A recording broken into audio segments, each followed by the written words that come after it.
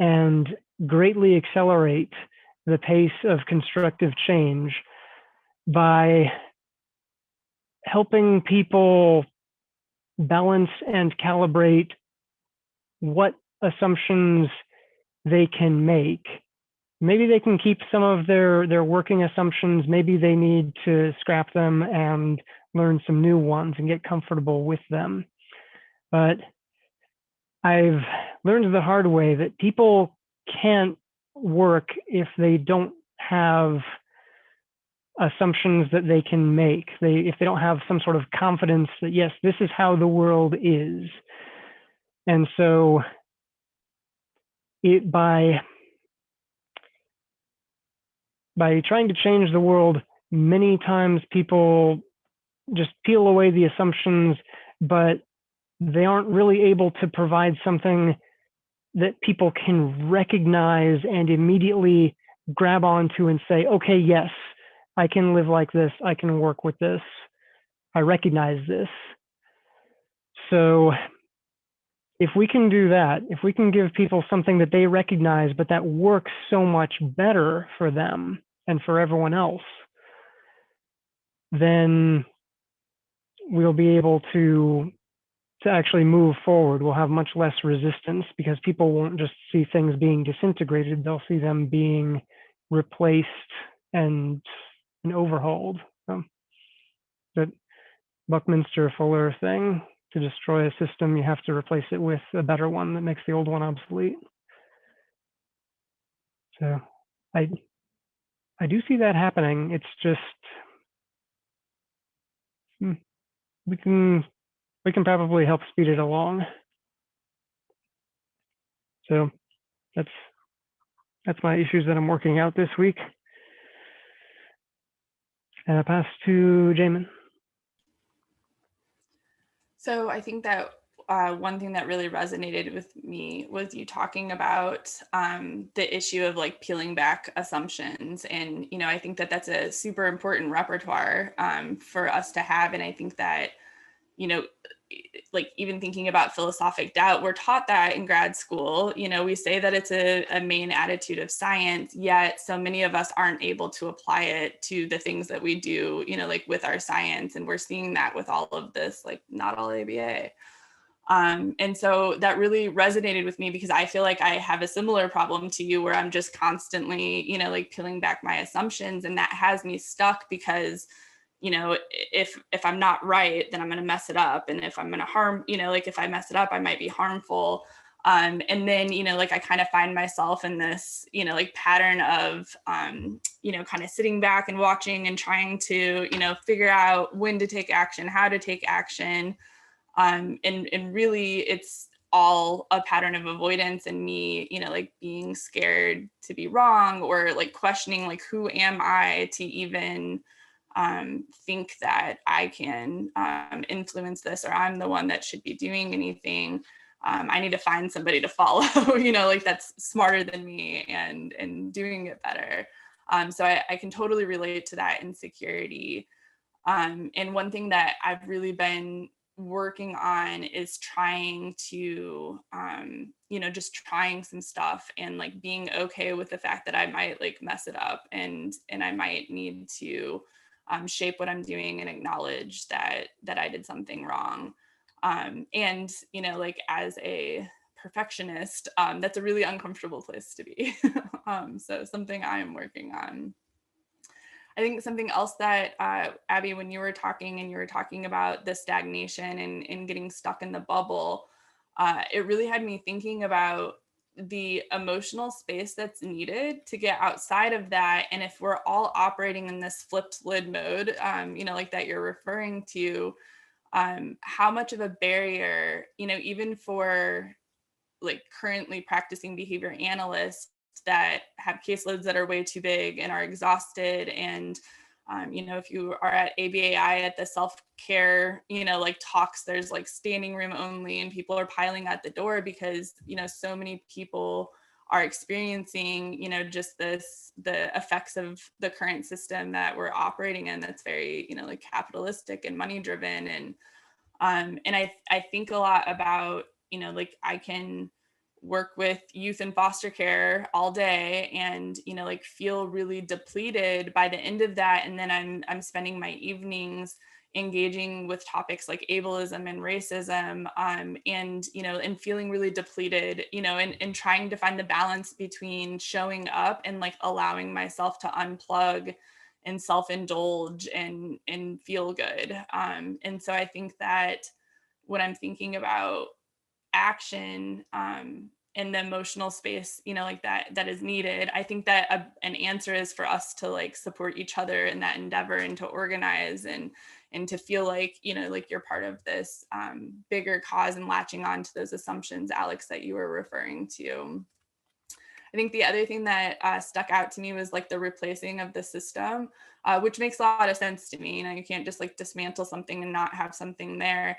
And I was kind of reflecting, I don't know if you all have read much of like Sigrid Glenn's work, but I was thinking about how she talks about like macro behavior and like meta contingencies, and that when we're looking at that system, like we can either change the system from within or make that system like not work so that it has to change. And so it really got me thinking about, you know, like as it relates to ableism, like what's the answer, you know, like, and probably with everything, it's a little bit of everything. But it got me thinking about, you know, do we need a multi-pronged approach where we're both acting on the, you know, like interlocking behavior contingency from the inside, and also, you know, like working from the outside to change the selecting environment such that the current system is quite literally not working and becoming obsolete. I don't have the answer to any of that, but just some random thoughts that I was having based off of your shares. I'm going to pass to Abby. Yeah, that's these problems are very big, and we know that we're not going to solve them all here. um, but that's, you know, some very, very important things that you all are bringing up, and I'm glad that we're kind of at this point where we can start to frame some things in a different way. And I like the idea of helping people frame assumptions, because what I have noticed is that just like you were saying, Jamin, we're all functioning within this system as best as we can, right? And so we've got these like pressures of that are kind of like inherent within our system, right? And there's this need or this drive like that, you know, we've got to do this, I've got to do this job because I need money and I need to pay my bills, but I also see this brokenness. And so, you know, that push and pull, like it can begin to kind of cause more like chaos, as opposed to kind of what we're trying to do is like help create kind of bring everything down to kind of this base level where we can have formative conversations and constructive conversations. And so one thing that I wanted to point to is that one of the readings that was shared early on, when we were starting the, you know, kind of starting these cycles, was written by Mark Mattaini. I think he's the primary author on it, about social activism from a behavioral perspective. And one of the things that stuck with me was it was like it's 10 strategies, I think, like 10 strategies for social action. And my favorite, and I'm like, oh, I'm pretty like, this is where I live most of my life. It's constructive non-compliance. So like when you see, like when you're kind of, you know, it's like you're being asked to comply with this way of doing something, but you see it's like, well, that's wrong. That's a wrong approach. But I'm going to not comply in a very constructive way. I'm going to like provide an alternate, you know, show you an alternative path, as opposed to just being like, no, I'm not gonna comply with your answer. So, or with your approach. So that's, the final thing that we're going to do today is just share, like, at least one action that you can commit to doing within the next week. And one of my actions is going to go back and review that article, and on constructive, and particularly focusing on that idea of constructive noncompliance. And then share some of that, share some of those concepts with the group. And then the other thing that I'm going to do kind of in preparation for next week is to provide some additional framework with our conversation, because I'd like to start digging into, like, what are the actual assumptions, how can we put those into some specific frame of reference. Because the other thing that I've noticed is that for myself, a lot of my like progress has come when I've been able to clearly articulate the concerns that I have. So kind of taking those big feelings and, like icky, like, I feel something's wrong, but I haven't put words to it yet, and actually, like, being able to articulate it. Because I think that when you're able to kind of consolidate things down into just like a one-liner that people can read and go, like, yes, I agree with that, as opposed to having to, like, putting the impetus of, like, coming up with that statement on the person, because that's a developed skill. And not everybody has the ability to, put things in a succinct way, but when they see it, they can, like, yeah, it really resonates. So I want to put some more work into actually clarifying what those assumptions are, and putting some work into, some things that could be shareable with people to, again, like, get some aha moments and uh, inspire some action. So those are a couple things that I'm planning to do this week. So I'll pass to Alex.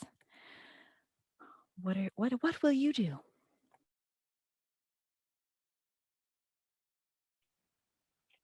Thanks, Abby. This week, well,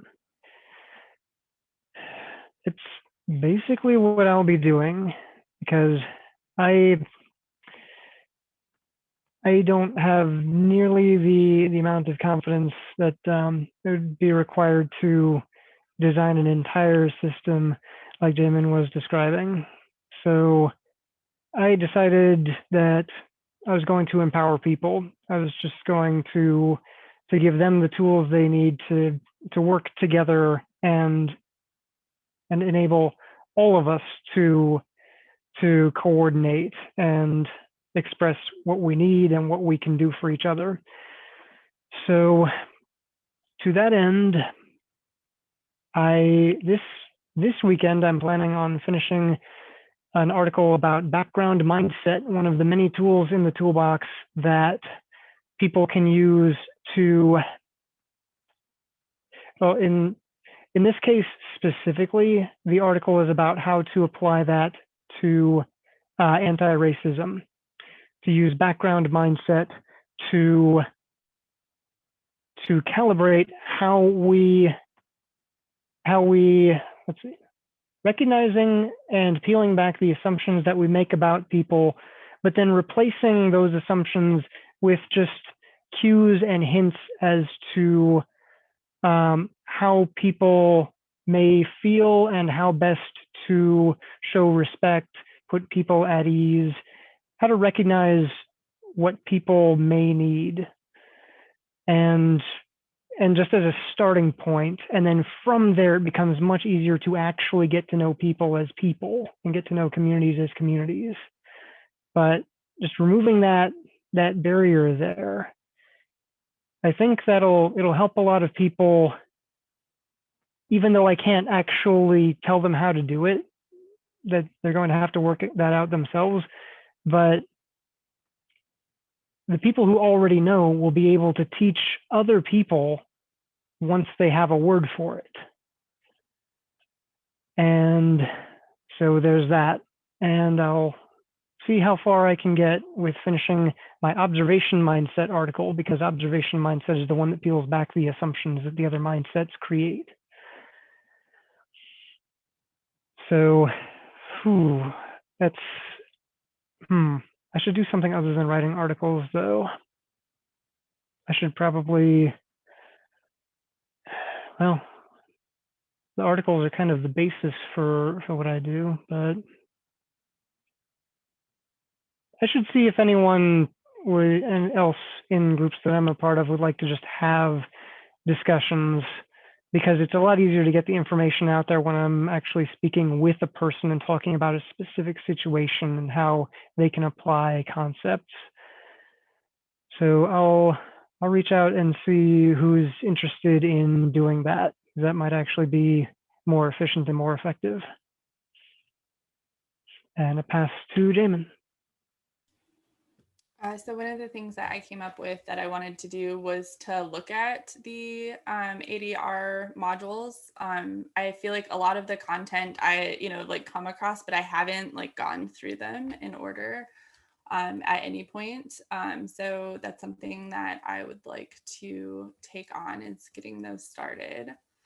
One of the things that I have been toying around with in conversation with just different people in ABA land is articulating some of the practices that like I have learned are okay to do. I've like specifically been questioned and asked, well, what has changed in your practice as a result of consulting with autistic folks? That's something that I've really taken on the last year or two, is just, like talking directly to people who would love to see ABA disappear and are very anti-ABA, but, staying in conversation with them and asking about my practices and what I can change. And I think that it would be something that would be really good for me to bring to my students when I'm teaching, and just to start sharing, because I think that there are other ways that we can get there that are consistent with our science. And I honestly think that looking at things through an anti-ableist lens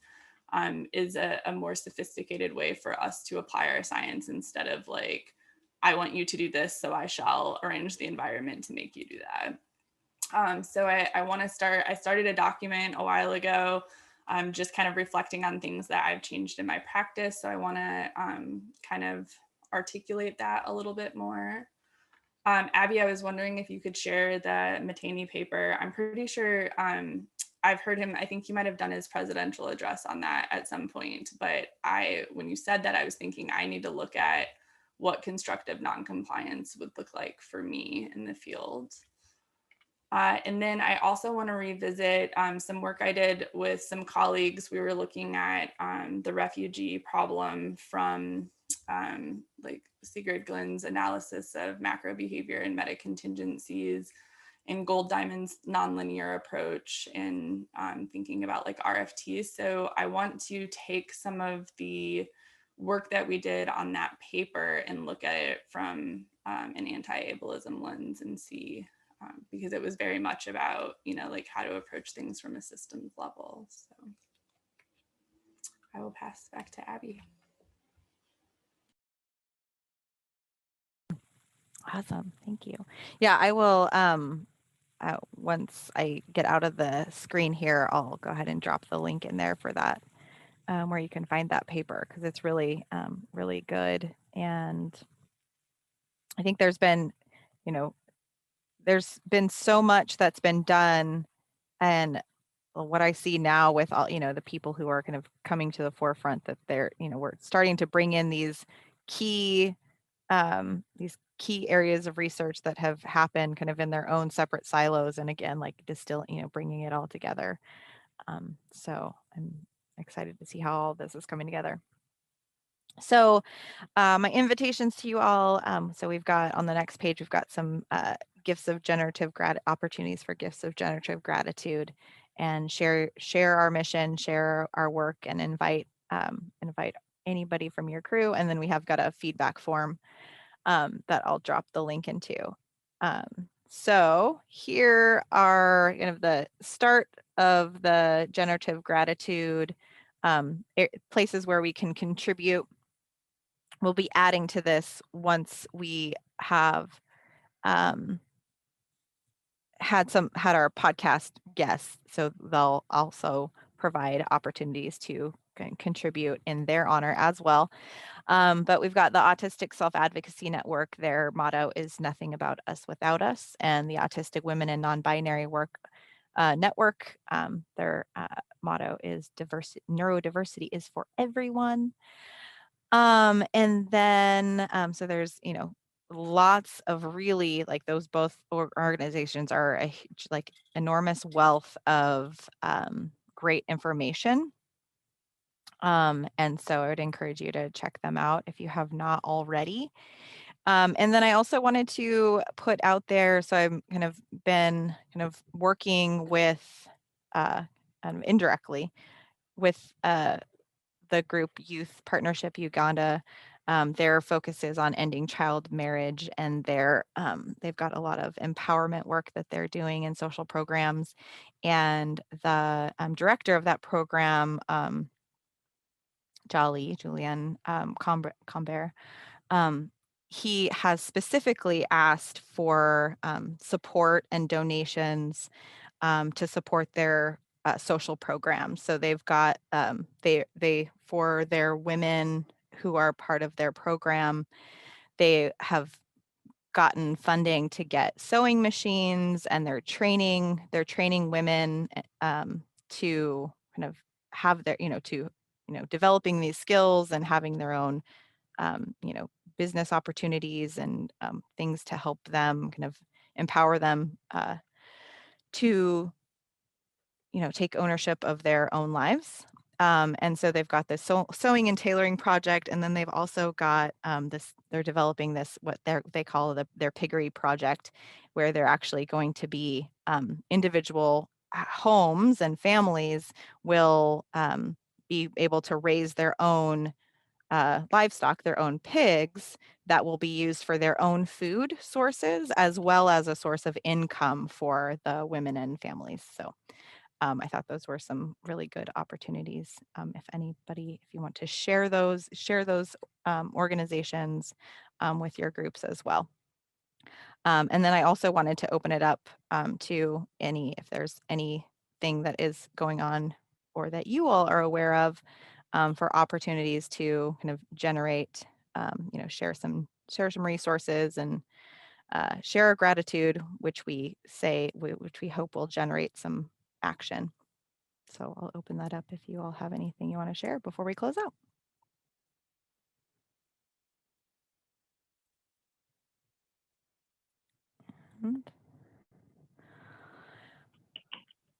Whoa. Let's see. Sorry, you can go ahead. Let's see. Right now, I'm donating to Humanity Forward, which is the nonprofit organization started by Andrew Yang regarding primarily the universal basic income as an investment in people, so that we can get out of that survival mode and start making long-term decisions for ourselves, our families, and our communities.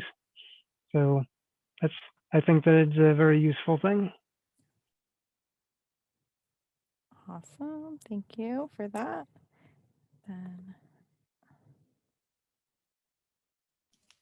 I do not have anything coming to mind right now. I will be prepared to share next time. Awesome. So I'm going to drop this link in for our post on the website. So there's two articles here: the collective editorial, 10 guidelines for strategic social action, and then collective leadership and circles, which are good, two really good organizing articles. All right. Well, thank you for being here, sharing your perspectives, committing to taking action in the service of our shared values. I look forward to carrying forward this conversation and continuing to develop as emerging activists. So thank you, and we'll see you next week.